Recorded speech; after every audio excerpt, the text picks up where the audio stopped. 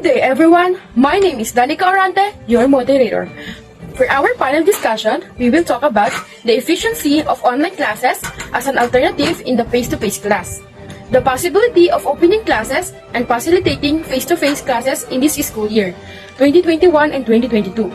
For our house rules, each panelist will be given their opinion or our idea about the topic in a maximum of 1 minute. So the viewer and the other panelist will not allow to interrupt the panelist while sharing his or her idea about the topic. But the audience will be given a chance to answer their questions after all. May I now introduce the panelists, Miss Francis Kim Azarcon, Jonna Marquez, Christine Marie Macasaet, Myrene Reyes, and last but not the least, Miss Shilma Grace Cabanilla. To start this panel discussion, we will now call the first panelist, Miss Francis Azarcon. Good day, everyone. Did you know that there are several advantages on taking online classes? The first one is flexible schedules and environment. When you study online, you can choose the effective learning environment for you, your bedroom, your desk, or a cafe across the road, allowing you to spend less time on the bus and more time studying on your couch and desk. The second one is reduce expenses. When you study online, you do not have to pay for rent or transportation, resulting in a smaller expenses and more savings. The last one is self-discipline and responsibilities. It is true that studying online requires greater self-motivation and time management skills, as you will be spending a lot of time alone with no one to keep you on track with deadlines. Your online course will also assist you in becoming more self-motivated, a quality that will help you to stand out at work and in life. Because of the pandemic, we are already experiencing it all, and I know others are still adjusting. Thank you, Ms. Azarcon, for that wonderful idea. Now, we may now call our second panelist, Ms. Jonna Marquez. Hi, good day everyone. I'm Jude, one of your panelists for today. So for me, face-to-face classes are much better compared to online classes. While online learning may be convenient in some ways, such as submitting assignment, and it create environment that unsuitable for a student receiving education. Furthermore, because no one is watching them, students are easily distracted in online class. For example, if they could see their phone, they would use it to watch or scroll through Facebook, Instagram, Twitter, and TikTok, or maybe chatting with their friend. But if they are in real classroom, they are less likely to do other things or become distracted, since teacher will maintain track on them. There are a lot of things that we can't do in online class that we can in face-to-face classes. For example, if you are a TBL student and you need to do something or you need to bake, but not all students have a microwave or not all students have the equipment to do this task. However, in online class, you will save money since you don't have to pay a travel charges or other expenses. But face-to-face classes are more effective since you will obtain a larger understanding, story, or real-life example from teacher and other student. And not all students have a internet access or gadget to attend online class. So that's all. Thank you. Wow, what a great idea, Miss Jonna Marquez. Now, let's move on to our next panelist, Miss Christine Marie Macasaet.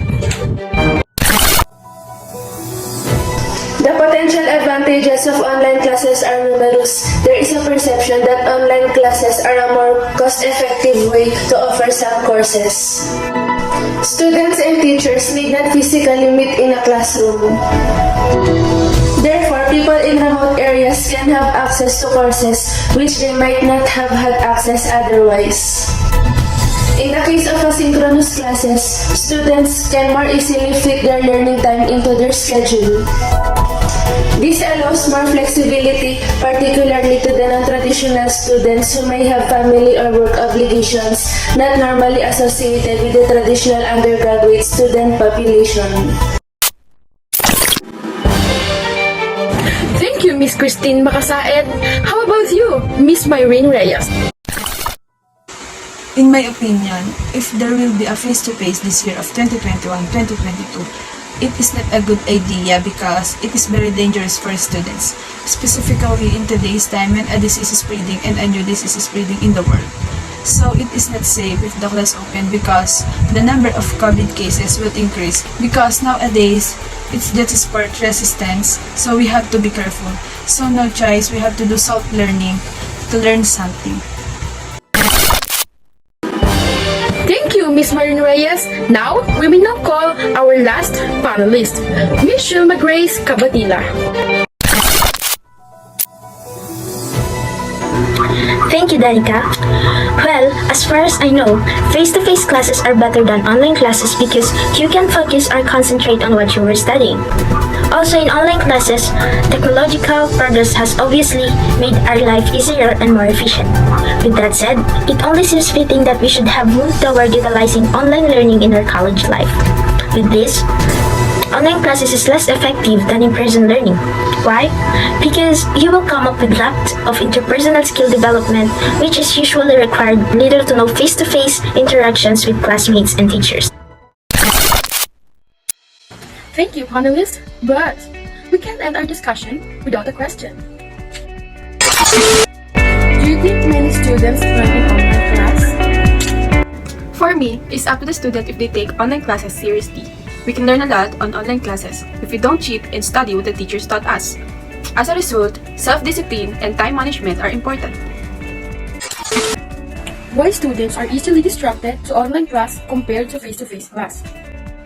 So for me, the reason why students are more distracted in online class compared to face-to-face classes because, like I say, no one are watching them when they attend online class, so they can do the things that they want to do because no one are watching them. Unlike the face-to-face classes, there's a teacher who will watch them, so they can do the things they want to do because a teacher will continue monitoring them. So that's it.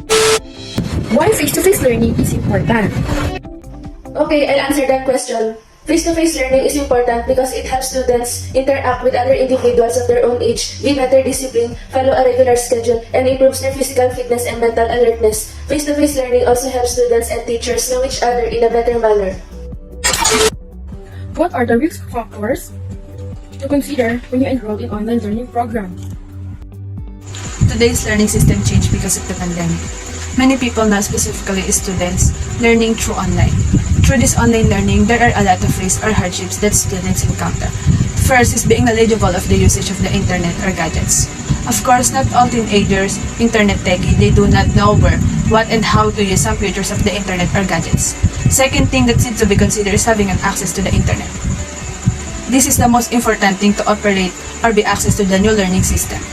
If you do not have it, you cannot excel. Third is of course, it's a big adjustment since it is very different from an actual face-to-face class. Is online learning are more conducive in cheating? I can just answer that question, Miss Danica. So, obviously my answer is no. I disagree with this because how can you learn if you just cheat? Why are you still studying if you can't, right? We all know that cheating is not fun to look at student. Thus, fraud will not help you in the future. Thank you.